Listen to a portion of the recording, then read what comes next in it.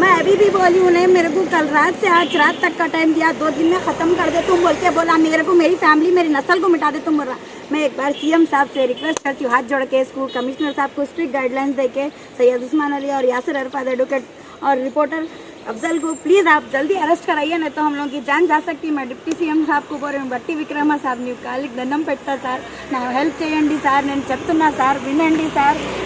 ఏదో ఒకటి హెల్ప్ చేయండి సార్, నా ఎవ్వరు హెల్ప్ చేయలేదు సార్, నేను చెప్తున్నా సార్, నా హెల్ప్ చేయండి సార్, నేను ఏం చేయాలి సార్, నా దగ్గర ఎవరు లేవు, మా తమ్ముడు లేదు, మా పెద్ద తమ్ముడు లేదు, చిన్న తమ్ముడు చిన్న బాబు ఉంది, మా అన్నయ్య లేదు, ఎవరు లేదు, నేను ఒక్కదాని, మా మమ్మీ ఉంది, మా డాడీ కూడా